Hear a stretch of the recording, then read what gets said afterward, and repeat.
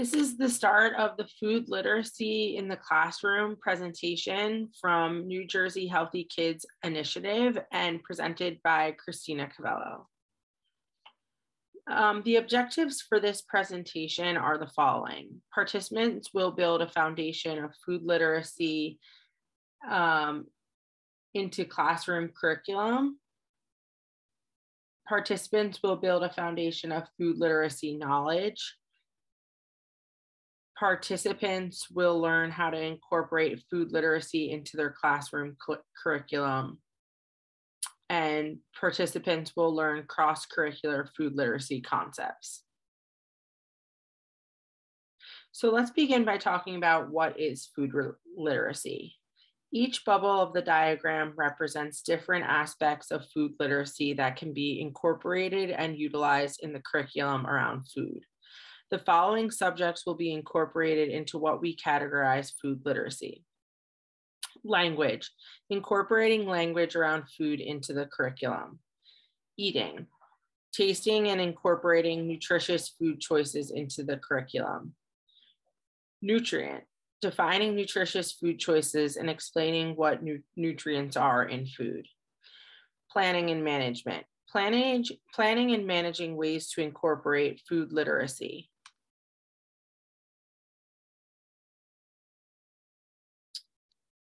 Selection, determining healthy food choices and how to select them. Access, acknowledging barriers to nutritious eating and creating a more equal food landscape at school. Preparation, incorporating food and recipe preparation into curriculum, developing skills and making nutritious food. Knowing where food comes from, incorporating how plants grow, soil health, and geographical locations of where food is grown into curriculum. Why is food important?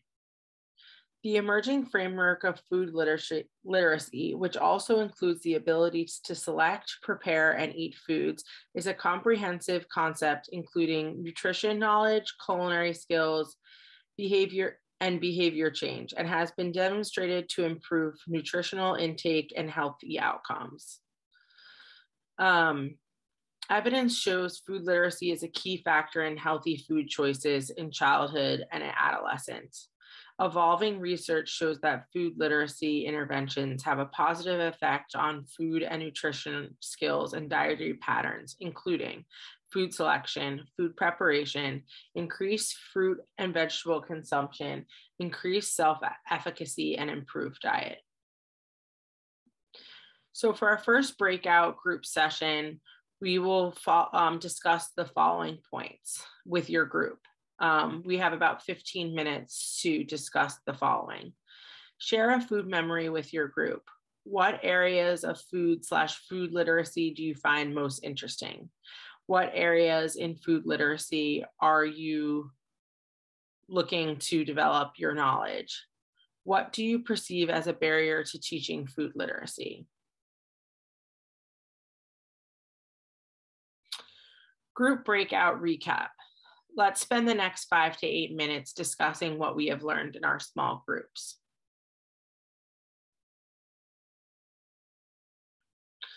Food literacy incorporated into existing curriculum.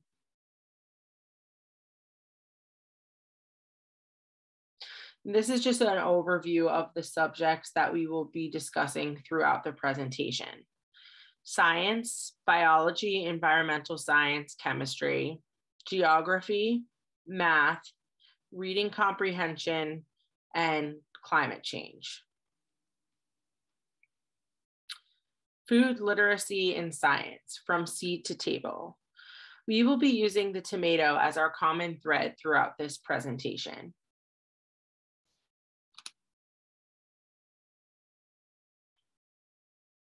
Let's start with environmental science and soil.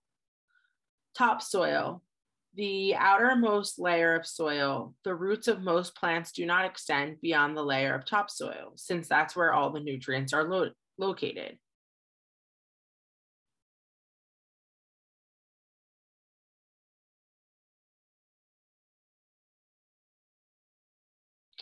What do plants need to grow? Building on the introduction of topsoil, teachers can reference the photosynthesis diagram to explain how plants grow. The explanation of the plant cycle can be as detailed or as topical as needed, depending on the class level.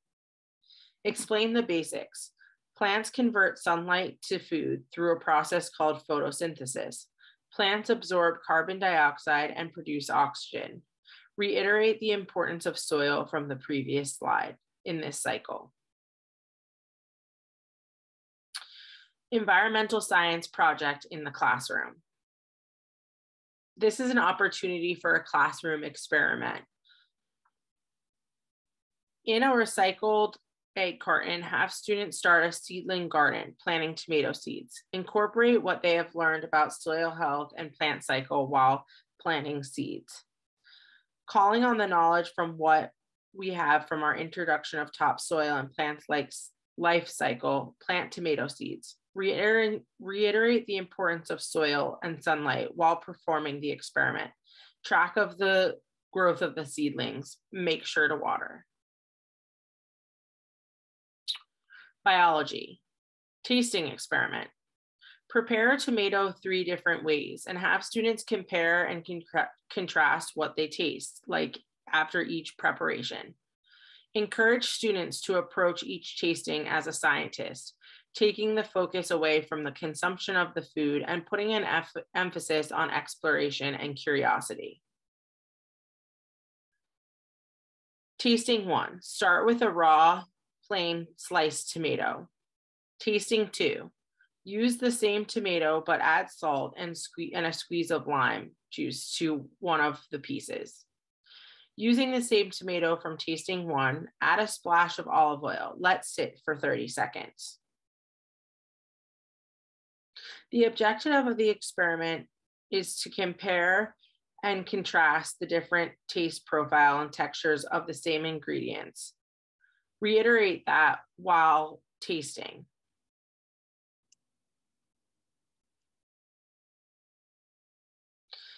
On this slide, you find tasting guide prompts that will help guide students through the tasting and describe what they taste and feel.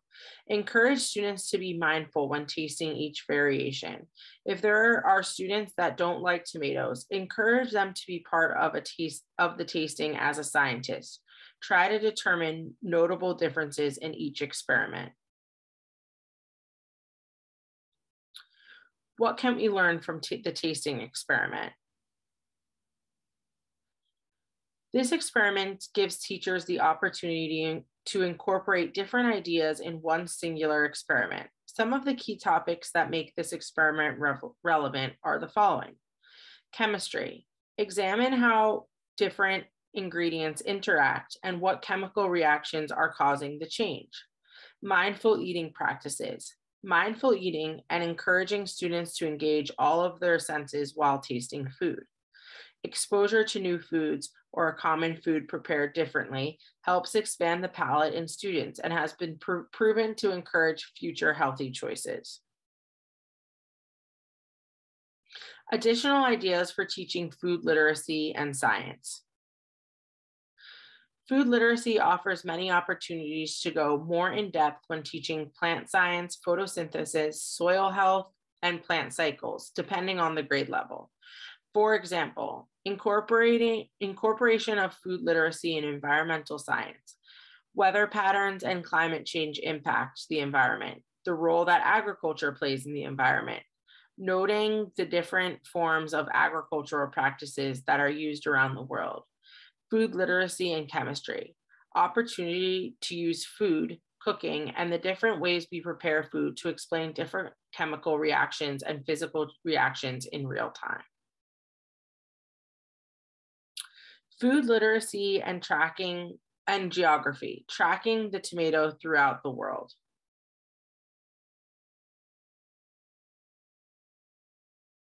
Where do tomatoes come from?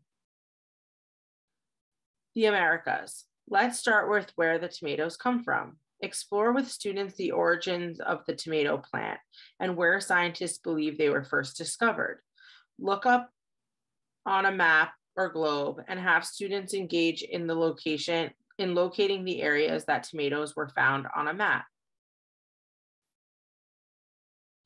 Tomatoes travel to Europe. Tomatoes on the move.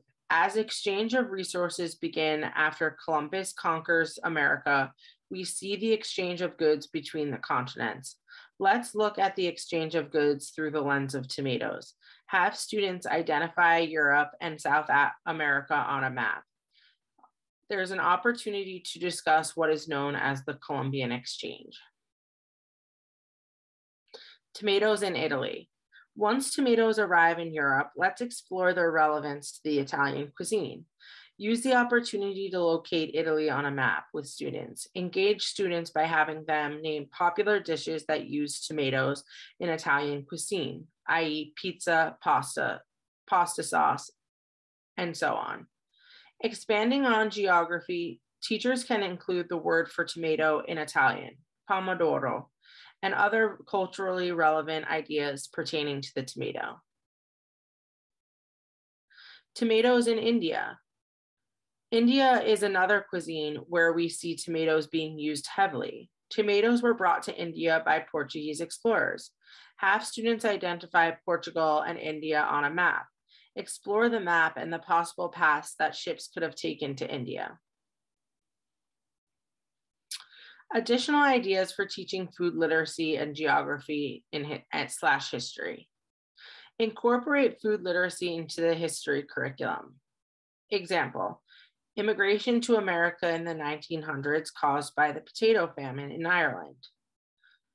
The Columbian Exchange and the discovery of the Americas through the lens of food. Food literacy in other cultures. When discussing other cultures and different ethnic groups, incorporate what food people eat into the discussion and why they eat those foods. Come up with a popular American food item like the taco or salsa, and track how the dish was created and when it was brought to the US. Use this opportunity to discuss cultural relevance and immigration.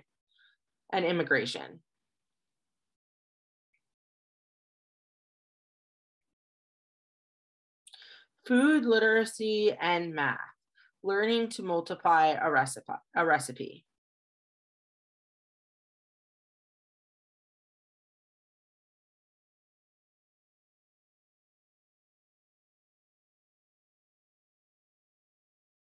Using a mock recipe, have students double the recipe to work on basic math skills and word problem comprehension. This is a great opportunity to show students the practical application of math in everyday life. Repeat exercise with as many different recipes as needed to solidify students' skill set. Tomatoes and fractions. Demonstrate fractions using a pizza pie. Have students draw a circular pizza and then cut it into slices. Use the tactile representation of a pie to demonstrate fractions. Engage students by showing them on a pizza what 1/8 looks like or 1/2. Use this exercise to expand on understanding of fractions, converting fractions, and comprehension of what fractions look like.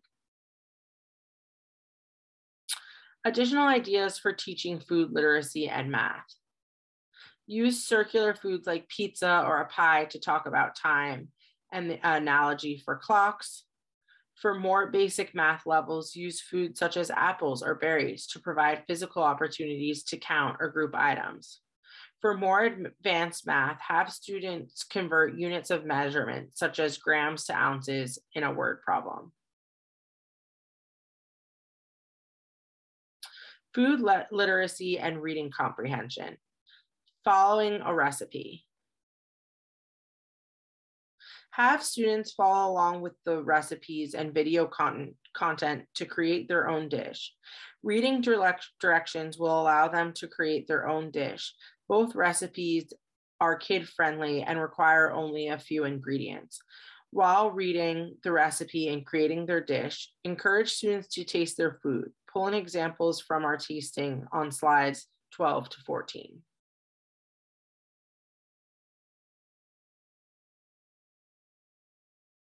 Final wrap up. Let's go over our initial breakout group questions. With your group, discuss the questions again and see how anyone's perspective have changed on food literacy. What are people most likely to incorporate? Has any topic particularly sparked your interest that we've discussed today?